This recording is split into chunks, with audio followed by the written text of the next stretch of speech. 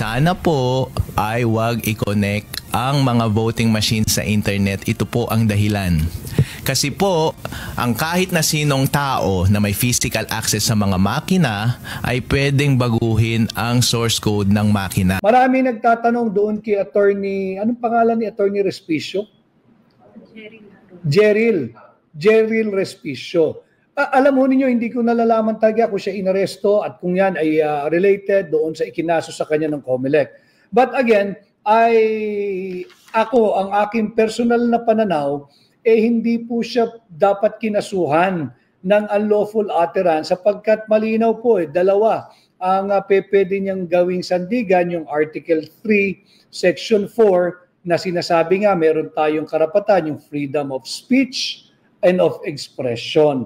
Meron siyang karapatang magsalita at magpahayag, lalo na yung mga bagay na ang usapin ay may kinalaman at magkakaroon ng epekto o impact sa kinabukasan nating mga Pilipino.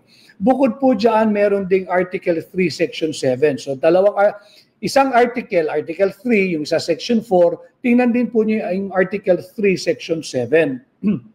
Nakalagay po dyan, yung the right of people to information on all matters of public concern shall be recognized. So malinaw dyan the right of the people to information on matters of public concern shall be recognized. Public concern po yun He was just, I believe, raising as an issue the vulnerability of the automated election system that will be used come May 12, 2025.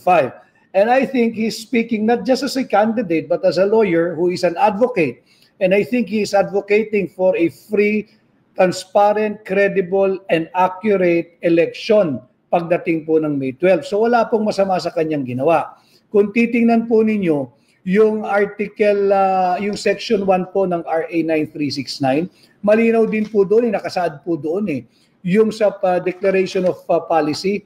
Ang policy po ng RA 9369, ito po yung batas ng automated election system. Malinaw po roon na polisiya ng state na magkaroon ng isang peaceful, credible, accurate, and informed election. Yun po ang batayan nila. Kinakailangan peaceful, kinakailangan credible, and informed election. Paano po tayo magkakaroon ng credible and informed election kung ang ating mga electorate ay hindi natin bibigyan ng information? So dapat po balansihin yun yung Article 154 at yung karapatan nitong ni Attorney Respicio under Article 3, Sections 4 and 7 respectively. Kay Michael Suwan Lopez, number 56, Solid Duterte Team, Attorney Vic, thank you. Kay Ken Ramos Belleza, ano po ang masasabi niyo sa sinabi ni Justice Antonio Tico Jr. na mag-request ang PhilHealth sa Pangulo na ibalik sa kanila ang 60 billion? At kay Roger Villosenas, Attorney Vic, are watching here from Siquijor. Yung pagbabalik ko ng pondo, pag nakuha na po yun, hindi rin naman basta-basta pwedeng ibalik ko ng Executive Department yun. Mag-aantay na naman tayo ng next budget cycle, which is in 2026 budget, dahil lahat po ng appropriation revenue ay magmumula lamang katangi-tangi sa House of Representatives.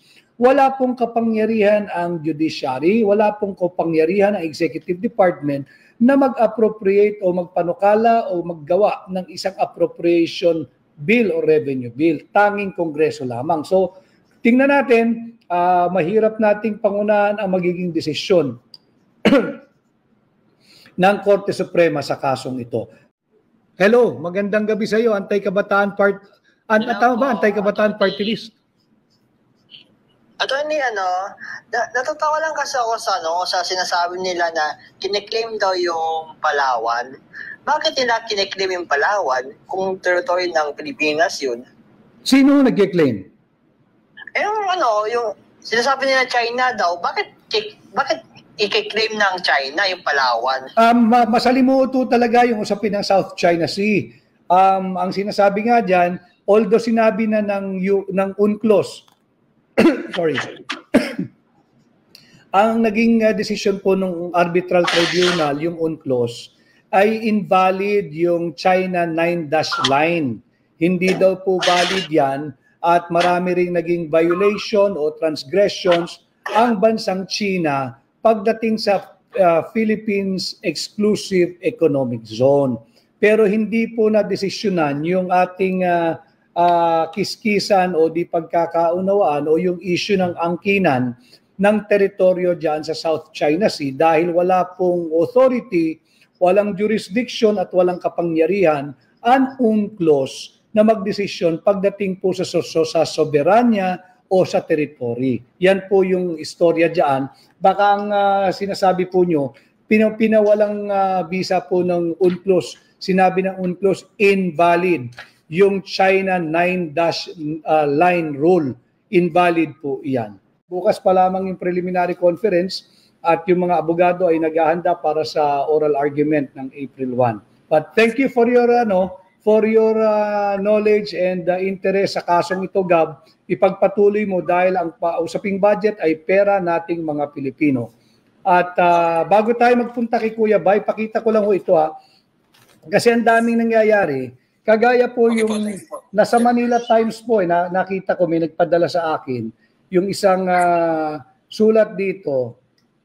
Idiskurso din po natin ito, dalawang bagay. Marami nakabinbin ng pamahalaan .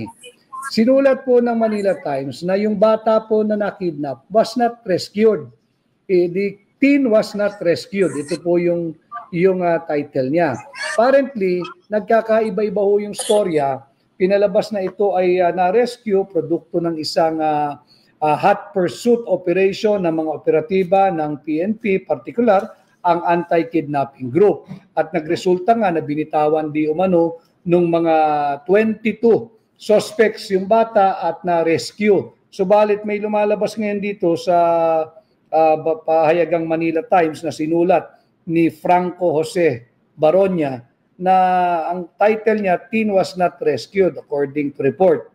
At ang katotohanan, nandun na raw ho sa bahay ng kamag-anak yung bata sa isang private residence sa Parañaque City at binisita na lamang ng pulis. So, ano ba talaga ang totoo rito? Ito ba'y na-rescue o nagbayad ng ransom? Itong batang kinidnap. Importante, again, in the spirit of transparency and accountability. And na-identify ho nila with specificity, 22 suspects di umano. Hanggang ngayon, yung 22 ni isa walang nahuli. Akala ko ba may hot pursuit at natukoy na at masusukol na kaya binitawan yung batang kinidnap. Kung ganun ang sitwasyon, anong nangyari sa hot pursuit? This was February 26 po yata . Today is already March 4 or almost 1 week after, wala nang hot pursuit. Nasaan na yung 22? So na-identify nila 22 yung suspect. Paano mo na lamang 22 yung suspects? Hanggang ngayon wala kang maipresenta kahit isa. So ito po yung ating abangan, ito po yung ating bantayan. Maraming nakaabang kahapon, di ko alam ba't di natuloy, yung Senate hearing sanang gagawin tungkol dito. And I think just today ay nanalify yung relief order nung hepe ng anti-kidnapping group. At siya ay muling ibinalik sa pwesto bilang hepe ng anti-kidnapping group, si Colonel, I listed down his name yung hepe ng anti-kidnapping group na rinelieve dahil di umano blunder yung operation. Pero makikita mo, nanalify yung kanyang relief order at ibinalik uli sa pwesto yung hepe ng anti-kidnapping group. And apparently, from different sources, mahusay yung operatibang yon